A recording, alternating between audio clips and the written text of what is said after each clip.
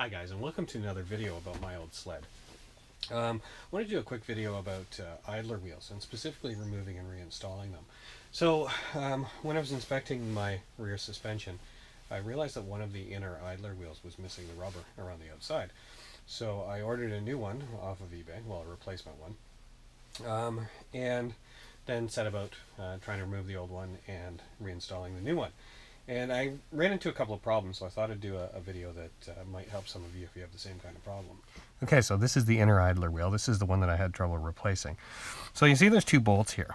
There's the one bolt that runs through the idler wheel and the bracket. That bracket, the bottom bolt holds that bracket onto the rudder. So the problem that I had was when I removed the top bolt, no problem. And I thought that would be enough to get the wheel off.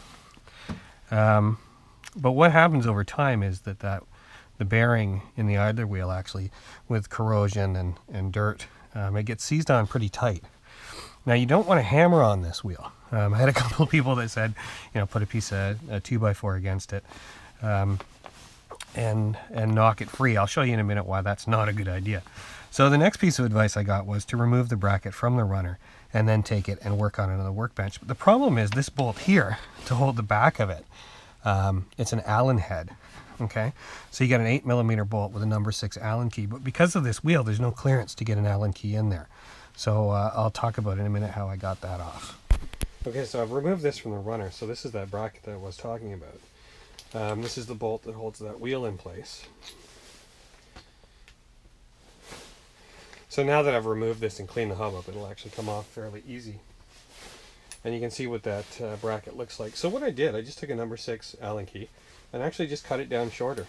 So now you have enough clearance, you can get in and hold the back of that bolt to spin the nut off.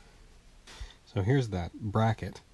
So, if you can imagine that the wheel is on this hub and you're trying to hammer that, if you put a piece of wood against it or something and you're trying to tap that wheel off of that hub, what you run the risk of doing is breaking this here. If you think of that leverage, there's no bolt through here, and you're hammering on this part, you can actually end up cracking it right here, and I've seen a couple of people do that. So that's why it's much easier if you remove this from the runner, and then with the wheel on it, if you take it to the workbench, if you block each side, you can knock that hub out. Once you have everything apart, changing the bearing is actually fairly straightforward. And there's a number of videos on YouTube I've seen for changing these bearings. Really, you just need a snap ring plier so that you can squeeze that and take that out. Take the ring out and tap your bearing out. But again, the problem that I had trouble with was getting the wheel off and on. Okay, we'll just go through reassembly. We've got that Allen key in there. Mount that back onto the runner. Let's just slide that bolt through just to keep everything lined up.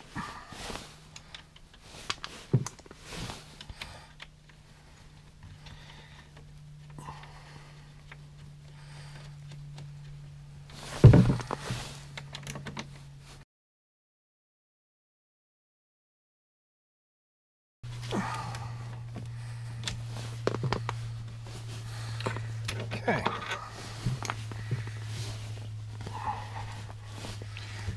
We'll just take our idler wheel.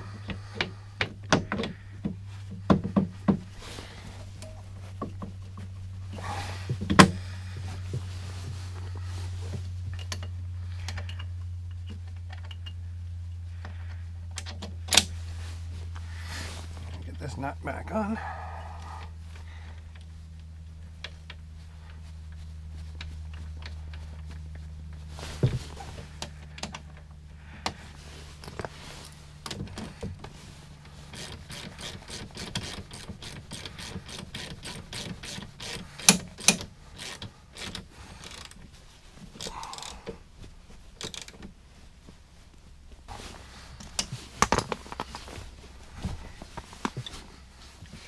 So there you go. Like anything else, it's fairly straightforward once you know how to do it. So I hope you found that useful.